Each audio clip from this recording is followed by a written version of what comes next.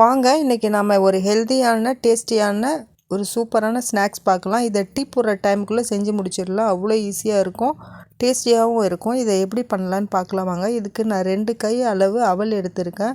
2 கைனா ஒரு 100 கிராம் போல் இருக்கும். இந்த பவுலில் ஒரு பவுல் எடுத்திருக்கேன் நான். அவல் நீங்கள் எந்த மாதிரியான அவல் வேணாலும் எடுக்கலாம். நான் வெள்ளை அவல் எடுத்திருக்கேன். இதை 2 தடவை தண்ணி ஊற்றி கழுவிட்டு திரும்ப தண்ணி ஊற்றி அப்படியே விட்டுருங்க. இப்போ ஒரு பெரிய சைஸ் வெங்காயம் எடுத்து நான் கட் பண்ணியிருக்கேன். இந்த மாதிரி நீல வாக்கில் கட் பண்ணணும். நாம் பிரியாணிக்கெல்லாம் கட் பண்ணுவோம்ல, அந்த மாதிரி கட் பண்ணிக்கோங்க. அப்போ தான் கொஞ்சம் நல்லாயிருக்கும்.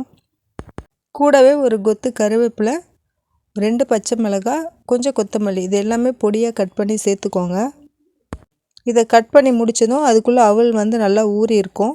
அதை நல்லா பிழிஞ்சு எடுத்துக்கோங்க. பிழிஞ்சு எடுத்த அவலில் 2 ஸ்பூன் அரிசி மாவு சேர்த்துக்கோங்க. மாவு போட்டு முடிச்சதும் நம்ம கட் பண்ணி வச்சுருக்கிறதெல்லாம் போட்டுடலாம். இதில் போட்டு முடிச்சுட்டு தேவையான அளவு உப்பு போட்டுக்கோங்க. உப்பு போட்டு எல்லாம் ஒன்றா கலந்திங்கன்னா பார்க்குறதுக்கு ஒரு உப்புமா பதத்தில் இருக்கும். அதை நல்லா உருண்டைகளாக பிடிச்சிட்டு உங்களுக்கு தேவையான ஷேப்பில் எடுத்துக்கோங்க. நான் வடை மாதிரி தட்டி வச்சுருக்கேன். இப்போ தோசைக்கல் ஸ்டவ்வில் வச்சுருங்க. வச்சுட்டு 2 ஸ்பூன் எண்ணெய் ஊற்றிருக்கேன் நான். ஊற்றிட்டு நாம் எடுத்து வச்சுருக்க அந்த வடையெல்லாம் இதில் எடுத்து அடிக்கிடலாம். இப்போ இந்த பக்கம் 2 நிமிஷம், அந்த பக்கம் 2 நிமிஷம் வச்சிங்கன்னா நம்மளுக்கு சூப்பரான ஒரு நல்ல ஒரு ஸ்நாக்ஸ் ரெடியாக. இது இட்லி தோசைக்கு பதில் மார்னிங்கும் எடுத்துக்கலாம், லஞ்ச் பாக்ஸ்க்கு எடுத்துகிட்டு போகலாம், ஈவினிங் ஸ்நாக்காகவும் எடுத்துக்கலாம். இது குழந்தைங்களும் விரும்பி சாப்பிடுவாங்க, பெரியவங்களும் விரும்பி சாப்பிடுவாங்க.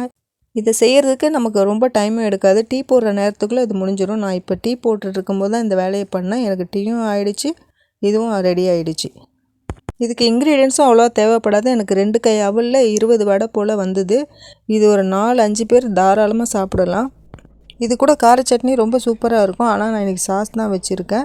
இந்த வீடியோ உங்களுக்கு பிடிச்சிருந்ததுன்னா லைக் பண்ணி, ஷேர் பண்ணி, சப்ஸ்கிரைப் பண்ணி சப்போர்ட் பண்ணுங்கள். தேங்க்யூ.